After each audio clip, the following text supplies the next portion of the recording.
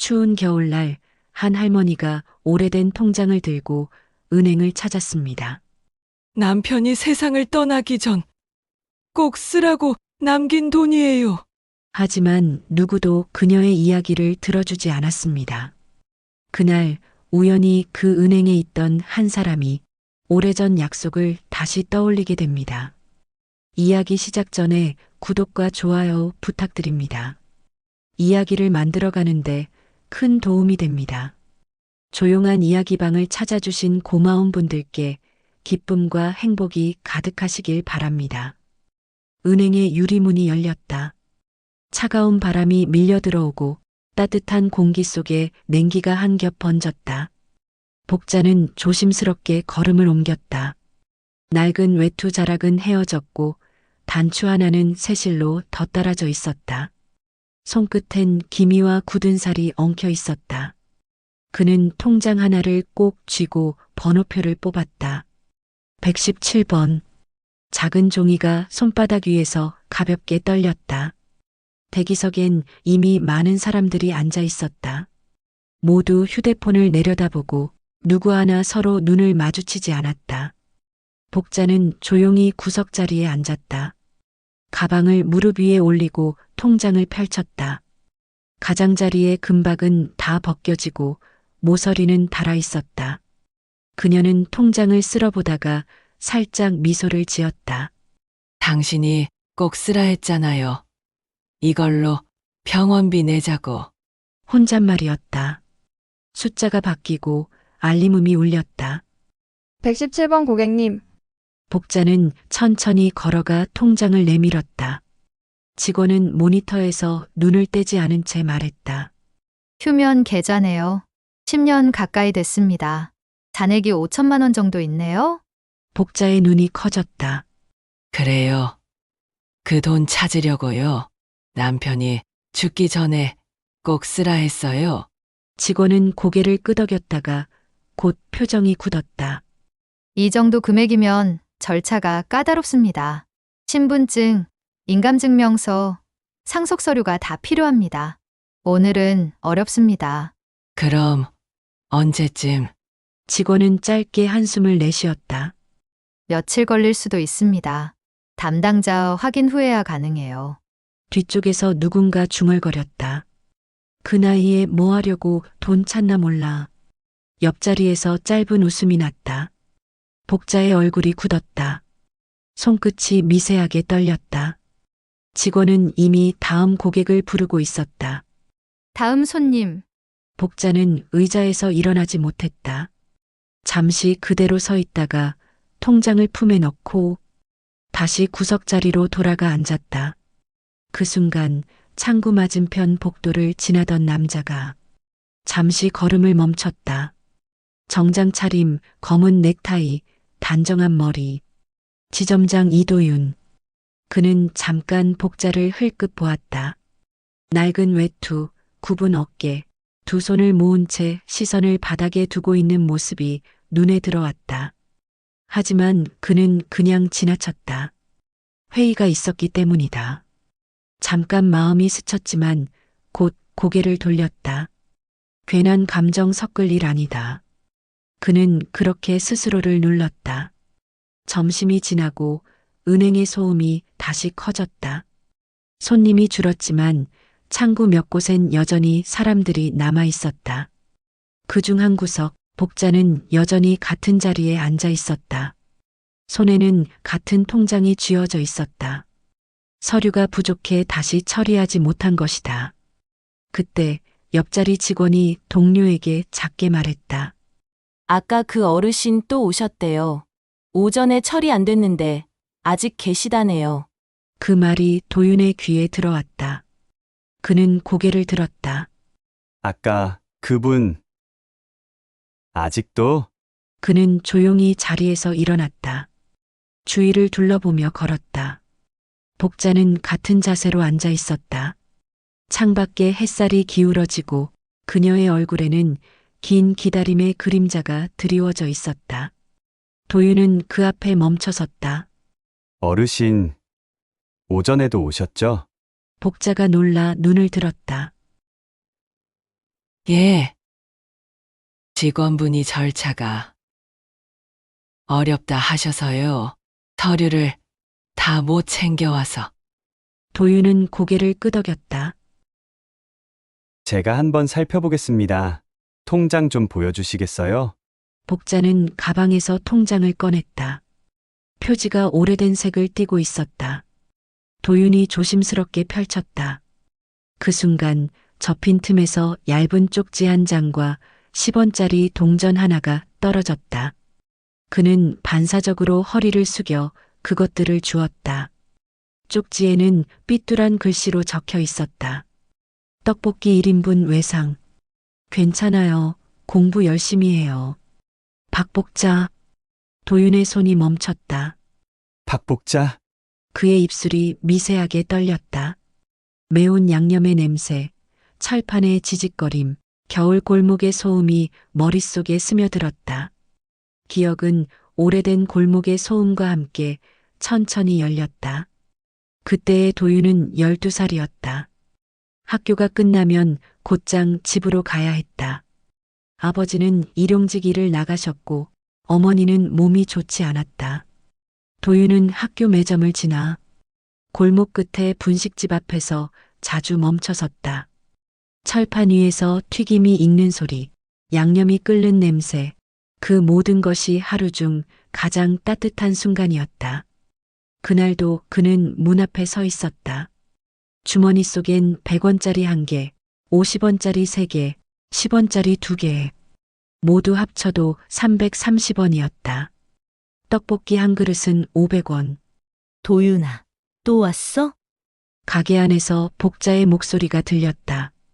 앞치마에는 빨간 양념 자국이 묻어 있었다. 이모, 그냥 구경하려고요. 구경만 하면 더 배고파지지.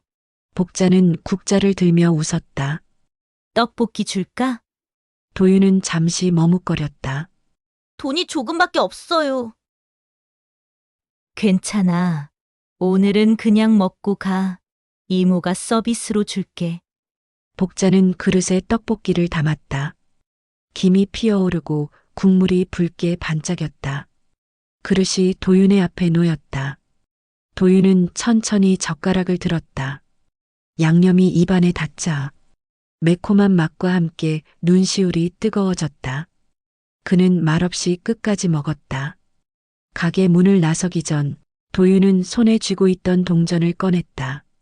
이모, 이건 받아주세요. 지금 가진 건 이게 다예요. 나머지는 돈이 생기면 꼭 갚을게요. 복자는 잠시 그 손을 바라보다가 웃었다. 그래, 알겠어. 그럼 우리 둘만의 약속이네.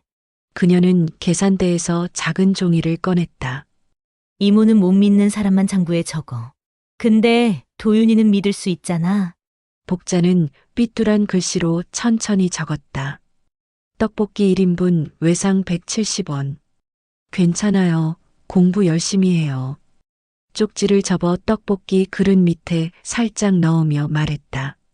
이건 이모가 기억해 둘게. 도윤은 고개를 숙였다. 고맙습니다, 이모. 복자는 고개를 끄덕였다. 고맙긴. 배불리 먹었으면 됐지. 그날 이후 도윤은 자주 외상을 했다. 돈이 생기면 꼭 와서 갚았다. 갚을 때마다 손에 있는 동전을 모아 쥐고 와서 이모, 지난번 거요. 그럴 때마다 복자는 말했다. 이제 다 갚았다. 겨울이 깊어가던 어느 날 졸업을 앞두고 마지막 외상을 했다. 그날 도윤의 주머니에는 10원짜리 동전 하나뿐이었다. 이모, 오늘은 490원 외상이에요. 복자는 웃으며 말했다. 그래, 졸업식 끝나고 와. 도윤이 건 이모가 따로 덜어둘게. 그날 밤 집에 돌아온 도윤은 낯선 목소리를 들었다.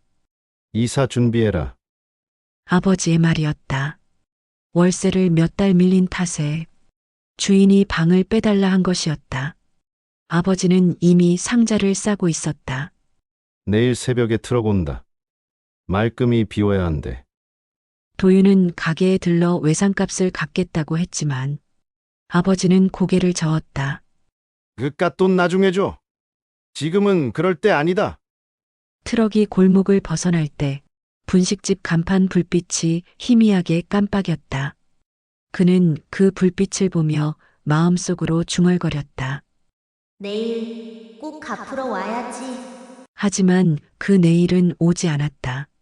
새로운 동네, 새로운 학교, 그리고 빠르게 지나가는 세월 속에서 그 약속은 조용히 묻혔다. 세월이 흘러 지금 그의 손바닥 위에 놓인 10원짜리 동전이 그날 그 불빛의 잔향처럼 빛나고 있었다. 은행 안은 여전히 분주했다. 프린터 돌아가는 소리, 번호표를 부르는 음성, 창구마다 바쁘게 움직이는 손들.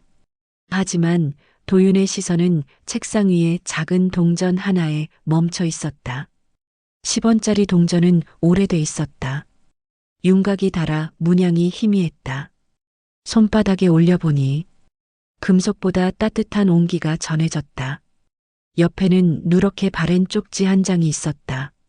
모서리가 헤어지고 볼펜 자국이 희미하게 번져 있었다. 그는 천천히 글씨를 읽었다. 떡볶이 1인분 외상 170원. 괜찮아요. 공부 열심히 해요. 글씨체는 익숙했다. 기억 속 복자의 손끝, 가게 불빛 아래에서 삐뚤게 움직이던 볼펜, 떡볶이 그릇에서 피어오르던 김. 그 모든 장면이 순식간에 되살아났다. 그의 시선이 통장 표지로 내려갔다. 예금주 박복자. 심장이 한번 크게 뛰었다. 도윤은 짧게 숨을 들이켰다. 박복자, 입술이 미세하게 떨렸다. 설마 그분 아니겠지? 그는 잠시 자리에 앉아 손바닥 위의 동전을 다시 바라보았다. 그때 창밖으로 눈발이 내리기 시작했다. 유리창에 부딪히는 작은 소리들이 조용히 번졌다. 그는 천천히 자리에서 일어섰다. 복자는 로비 한쪽 의자에 앉아 있었다. 두 손으로 가방끈을 꼭 쥔 채 자세를 바르게 하고 앉아 있었다. 지친 듯 했지만 어딘가 단단했다. 그녀의 시선은 바닥에 머물러 있었다. 도윤은 그 앞에 섰다. 어르신, 잠시만 괜찮으실까요? 복자가 고개를 들었다. 그의 얼굴이 빛에 비쳤다. 단정한 넥타이, 차분한 눈빛, 낯선데 어딘가 익숙한 느낌이었다. 도윤은 통장을 내밀었다. 통장 안에서 이게 나왔습니다. 복자는 눈을 깜빡였다. 도윤이 조심스럽게 쪽지와 동전을 그녀 앞에 놓았다. 복자의 시선이 그 작은 종이로 떨어졌다. 글씨를 보는 순간 손끝이 가볍게 떨렸다. 이게 이 안에 들어 있었구나. 그녀는 조심스럽게 종이를 펴고 오래된 글씨를 한 줄 한 줄 더듬었다. 도윤은 말없이 그 모습을 바라봤다. 시간이 멈춘 듯했다. 복자의 눈가에 미세한 웃음이 번졌다. 그 웃음엔 놀람과 그리움이 함께 섞여 있었다. 혹시 옛날에 분식집 하시던 적 있으세요? 복자는 천천히 고개를 들었다. 있었지요. 아주 오래 전이지만. 왜요? 도윤은 숨을 고르고 말했다. 그때 분식집에서 맨날 외상하던 꼬마 기억나세요? 늘 330원밖에 없던 애요. 복자의 눈이 조용히 커졌다. 네, 알죠. 근데 어떻게? 그녀의 말끝이 흔들렸다. 도윤은 작게 웃으며 고개를 끄덕였다. 네, 그 꼬마가 저예요. 이도윤. 잠시 정적이 흘렀다. 은행 안의 소음이 멀어지고 눈 내리는 소리만 희미하게 들렸다. 복자의 입술이 미세하게 떨렸다. 그랬구나. 그 꼬마가 이렇게 컸네. 도윤은 고개를 숙였다. 정말 오랜만이에요. 복자는 고개를 끄덕였다. 그래. 세월이 참 빠르지. 잠시 아무 말도 없었다. 복자는 손끝으로 쪽지를 다시 접었다. 그녀의 눈가가 젖어 있었다. 살다 보면 다 있는 줄 알았는데 이런 게 또 남아있네. 도윤은 조용히 미소 지었다. 예전 그대로세요. 복자는 잠시 그를 바라보다가 입가에 잔잔한 웃음을 지었다. 많이 늙었지. 잠시 말이 끊겼다. 은행 안의 소음이 다시 돌아왔다. 서류 넘기는 소리, 번호표 부르는 음성, 멀리서 웃음소리가 희미하게 섞여 들렸다. 복자는 가방을 열었다. 안에는 낡은 서류 봉투와 고지서가 몇 장 들어 있었다. 그녀는 손끝을 떨며 종이를 꺼냈다. 이 계좌 말이야. 그 양반이 죽기 전에 꼭 쓰라 하더라. 평생 모은 돈이지. 복자는 잠시 숨을 골랐다. 벌써 7, 8년 됐네.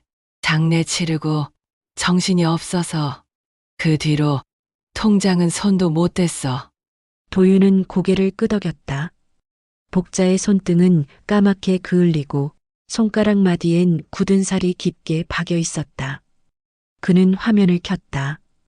복자의 계좌를 다시 조회했다. 휴면 계좌 해지 처리 중. 짧은 문장 하나가 차갑게 빛났다. 도윤은 천천히 말했다. 이 계좌는 오래돼서 자동 해지로 분류됐네요. 그런데 기록은 아직 남아 있습니다. 복자가 고개를 들었다. 그래? 그럼 이 돈 내가 찾을 수 있는 거야? 절차가 조금 복잡하긴 합니다. 복자는 고개를 끄덕였다. 표정이 잠시 굳었다. 그럼 못 찾는 거구나. 도윤은 부드럽게 웃었다. 아니요. 찾을 수 있어요. 시간이 조금 걸릴 뿐이에요. 제가 직접 처리해 드릴게요. 복자의 눈이 커졌다. 그래? 숨이 짧게 들이켰다. 입가에 미묘한 미소가 번졌다. 그럼 다행이네. 도윤은 서류를 정리하며 조심스레 말했다. 남편분 이름으로 예치된 금액이 그대로 있습니다. 5천만 원. 꽤 큰 금액이에요. 오래된 계좌인데 이렇게 온전히 남아있는 건 드문 일입니다. 복자는 한참 동안 아무 말이 없었다. 그저 종이 위의 글씨를 바라봤다. 그 양반이 그 돈 모으느라 참 고생했는데. 도윤은 고개를 끄덕였다. 그때 외상 장부 대신 쪽지에 적으셨죠. 그 말이 저한테는 오래 남았어요. 복자는 잠시 그를 바라봤다. 그래서 이렇게 훌륭해졌구나. 도윤은 미소 지었다. 덕분이에요. 그는 자리에서 일어나 복자 옆으로 가 모니터를 돌려 보여주며 설명했다. 이 부분에 서명하시면 오늘 접수는 끝입니다. 며칠 안에 연락드리겠습니다. 복자는 펜을 쥐었다. 손끝이 미세하게 떨렸다. 서명을 마친 뒤 잠시 펜을 내려놓았다. 도윤아, 그가 고개를 들었다. 복자는 조용히 웃으며 말했다. 고맙네. 도윤아, 정말 고마워. 도윤은 고개를 숙였다. 아니에요. 그때 외상값 이제야 돌려드리는 거예요. 복자는 고개를 저었다. 그때 넌 이미 다 갚았지? 그 얼굴로, 그 마음으로. 그녀의 손이 천천히 통장을 덮었다. 이제 가볼게. 덕분에 마음이 좀 놓였어. 도윤아. 복자는 가방을 들었다. 걸음이 느렸지만 단단했다. 유리문 밖으로 나가는 순간 그의 이름이 조용히 되뇌어졌다. 도윤이. 은행 안은 조용했다. 문이 닫히고 겨울바람이 잠시 스쳤다. 도윤은 창가에 서 있었다. 복자의 뒷모습이 유리문 너머로 멀어지고 있었다. 눈발이 점점 굵어졌다. 그녀의 걸음은 느렸지만 단단했다. 책상 위에는 접지 못한 쪽지 한 장이 놓여 있었다. 괜찮아요. 공부 열심히 해요. 그는 그 문장을 다시 읽었다.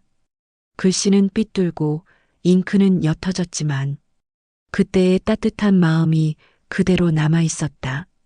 도윤은 천천히 숨을 내쉬었다. 이제야 정말로 갚았네요. 그는 조심스럽게 쪽지를 접어 수첩 안에 넣었다. 작은 종이 한 장이 마음속에서 오래된 약속처럼 자리 잡았다. 창문에 부딪힌 눈이 녹으며 흘러내렸다. 그 물방울이 실내 불빛을 갈라 따뜻한 색으로 바닥에 떨어졌다. 도윤은 그 빛을 잠시 바라보다가 미소 지었다. 복자는 눈길을 걸으며 가방끈을 고쳐 잡았다. 통장이 안쪽에서 부딪히며 작은 소리를 냈다. 손끝은 시렸지만 마음은 편안했다. 모퉁이를 돌 때 그녀는 잠시 발걸음을 멈췄다. 예전에 분식집이 있던 자리, 지금은 간판이 바뀌고 편의점 불빛이 새어나왔다. 그녀는 한동안 그곳을 바라봤다. 눈발이 얼굴에 닿았다. 그래도 따뜻하네. 복자는 작게 중얼거렸다. 그녀의 머릿속엔 오래된 냄비에서 피어오르던 김, 떡볶이의 매운 향, 그리고 꼬마 도윤의 얼굴이 떠올랐다.